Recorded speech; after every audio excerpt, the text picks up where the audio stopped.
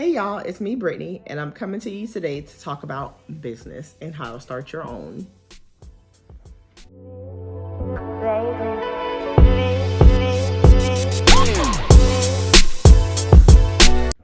So, when it comes to starting your own business, there is kind of a checklist, there should be a checklist that you start with from top to bottom.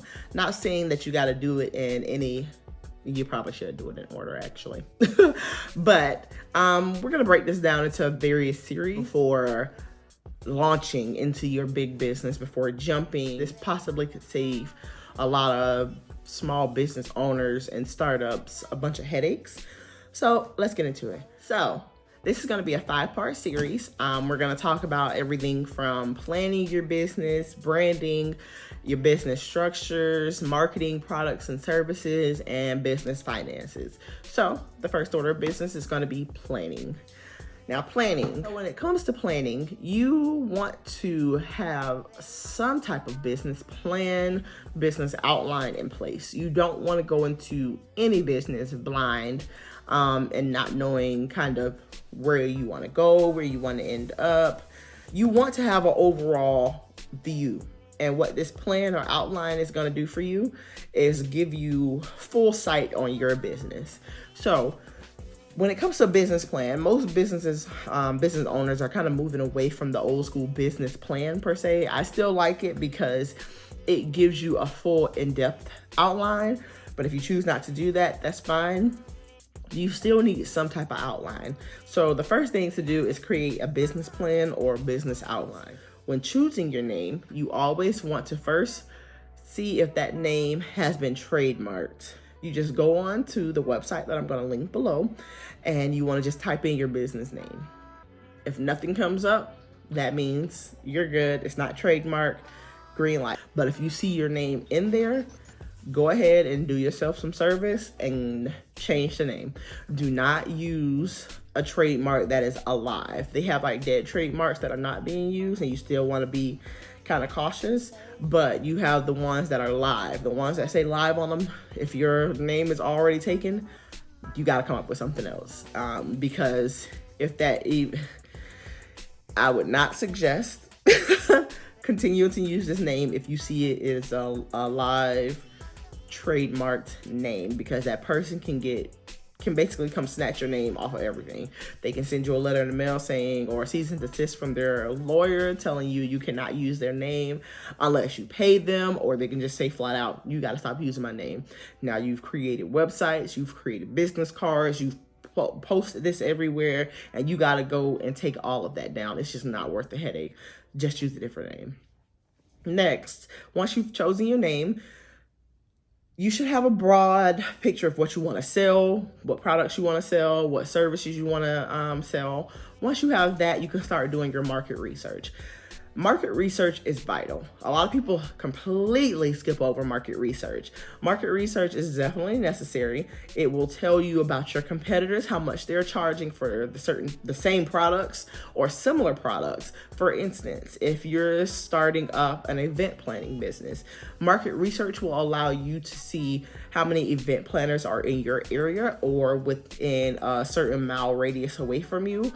And you can kind of go to their website, see what their websites look like, see how much they're charging, see what services they're offering. With the market research, it will allow you to kind of see where your base is at. If you want to charge lower than your competitors, higher than your competitors, at the same price of your competitors. Market research gives you just a broad spectrum of everything.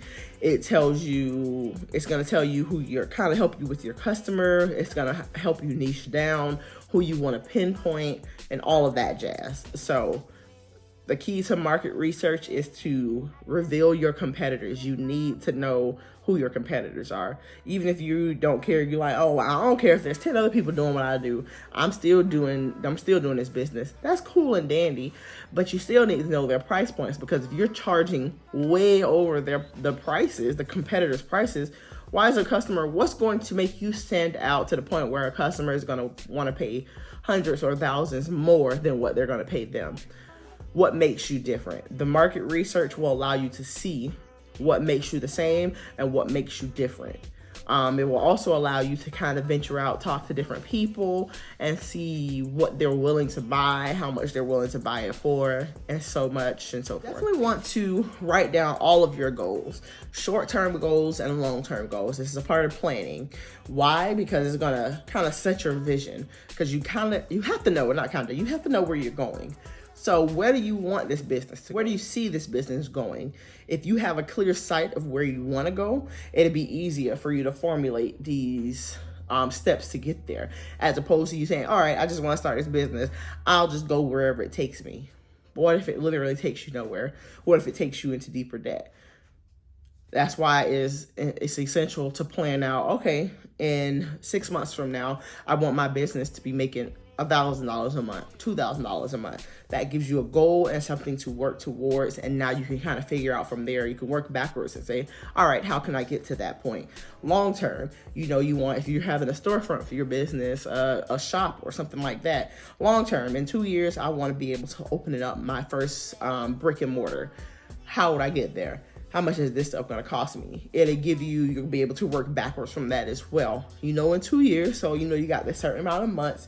So each month you project where your sales want to be and how you're going to get closer to that goal. The way to eat an elephant is one bite at a time. Another thing with planning, you also want to make sure you're estimating how much this stuff is going to cost you.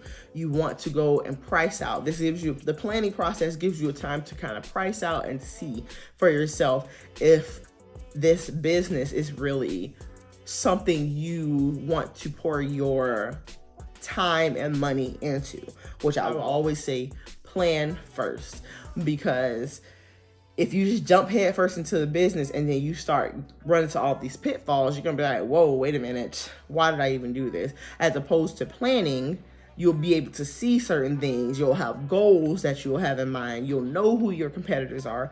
You'll know your price points. You'll know your pain points. Planning allows you to see everything as a whole. So, yeah. So that's kind of all for planning. Basically, you want to have the business outline, or you want to go ahead and do a business plan. They do have free business plan templates. So you can go and check out SCORE. I believe it's score.org. I'll put the link below. But if you have a local SCORE team in your area, that is a group of, it's a nonprofit organization that helps business owners for free to plan, to strategize, to build your business from the ground up. I would highly suggest getting you a SCORE mentor. These are free, literally, it's free. You don't have to pay for this. It's basically a personal business coach who walks you through the steps. Usually those SCORE mentors have been business owners themselves. They have a lot of connections within the community. So if you do have SCORE in your area, go and check them out. But that wraps up planning. So we'll see y'all later.